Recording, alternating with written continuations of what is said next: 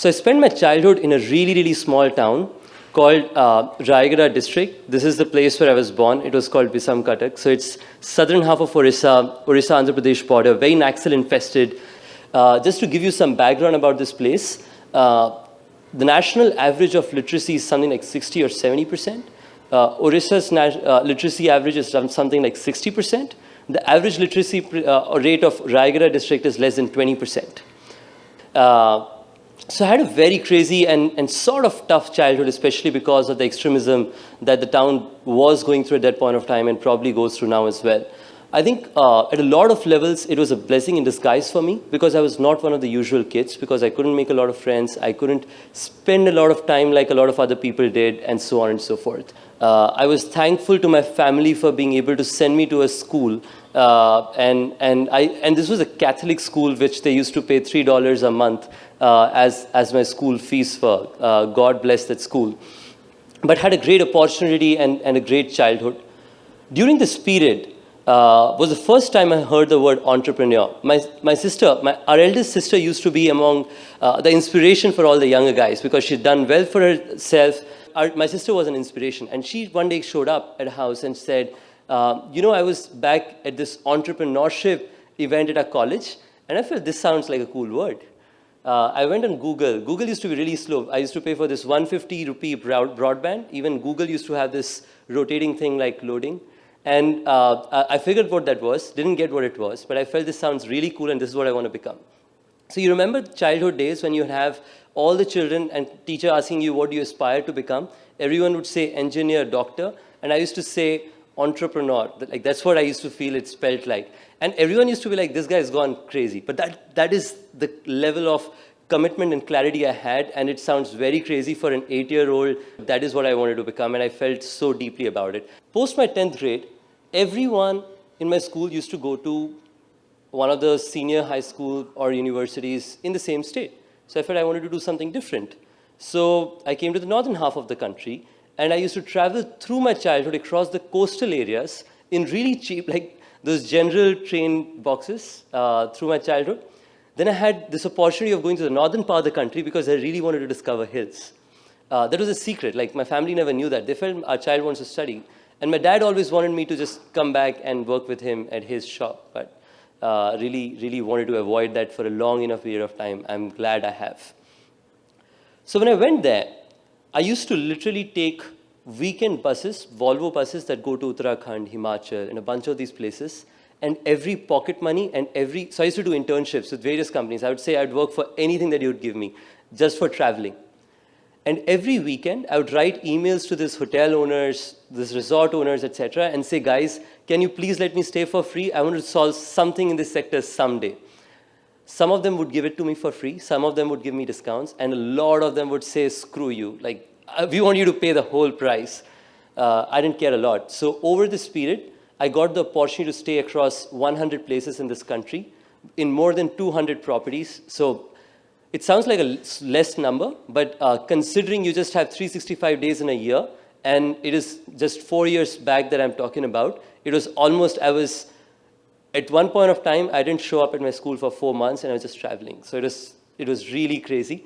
I had this instant hunger of sort of saying, I want to solve something in this sector, man. I mean, why do I have to go through these experiences where I can't discover these places which are extremely affordable, which I always get to know after going to this town? So it used to always happen, I would land into a town, wherever this bad owners would have asked me to pay the whole amount.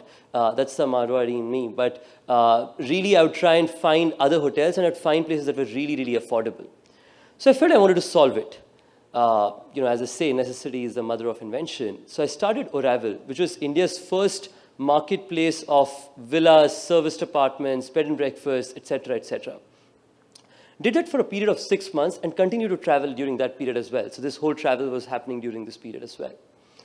Now what happened was this. The bulb would have glowed, but it did not. For 6 months, my failure trail in life continued. I failed in 2 companies before OYO came up. The reality was, during the 6 months, everyone who stayed with us came back with issues that were significantly different. Everyone came back saying, just to give you a jigsaw of experiences, We land the city, call the hotel owner, he won't pick the phone, reach the hotel, no signboards, reach inside the receptionist is sleeping topless, get in the bedroom, mattresses torn apart, washroom don't have water, they're leaking all the time, breakfast has worms, can't pay by credit card, and so on and so forth. I felt terrible about it. And you know what? When I felt that this problem, I started talking to a lot of people I knew, and I said, I want to solve this problem. There is this real problem out there, which is of having predictable experiences in these hotels. Why don't I solve it? And almost everyone told me, hey, you know what? This is not scalable. Like this is, anyone who's been in this entrepreneurial community would hear this word and jargon very often. But you know what? I had heard something amazing which I felt very deeply about, and I did a lot of reading, right? Steve Jobs once said, innovation is what differentiates leaders versus followers. So I felt like I want to be a leader. I want to be someone who creates and solves for something and doesn't do something for the sake of building a business. So I felt even if I operate just 2 hotels, I will operate them so well that consumers will at least have a better experience from what they have today. Maybe it won't be foolproof. Maybe it won't be one of the 5 stars, but it'll be definitely way better than what consumers have today. And they can predict what kind of experiences they're going to get. During the same period came the turning period of my life. This was right after my senior high school. I told my parents that I was going to college. I joined a college in Delhi. I went there for 2 days, and I felt I'll go there the next day. And one day I took a leave to continue building Agarwal, which was slowly becoming into more predictable experiences. And I kept postponing that one day, and that one day kept pushing to 6 months. So my family didn't know that I was actually not going to college, and I was staying back there building this company. And I applied for this random thing called the TL Fellowship. This was end of 2013. Crazy stuff. During this period, what's quite funny is, the application form was the most funniest part. So I applied, so the deadline is the 31st of December, and I applied in the morning of January the 1st, because the reality is this is Pacific Standard Time versus Indian Standard Time, and this helped me. So I never knew I would actually make it because there was no Indian as a part of this fellowship. So just to give you a background, Peter Thiel started this thing. Peter is the founder of PayPal, one of the largest investors in Facebook, and a bunch of large tech companies. And his view of the world is people who want to create disproportionate value and solve large problems. They don't need the education of college, they need education regardless, and he could provide that education by enabling open mentorship. So I thought that was a great thing. So he basically gives $100,000 to 20 people under the age of 20. Acceptance rates are lower than MIT, Stanford, and a bunch of these Ivy Leagues. The catch is you have to drop out of college. I felt this was amazing, that you get paid not to go to college. Like, who gets that? So I applied. I was feeling excited about it just because of the whole application process, right? It asked me questions like, what is that one contrarian thing that you think about this world that everyone else thinks you're nuts about?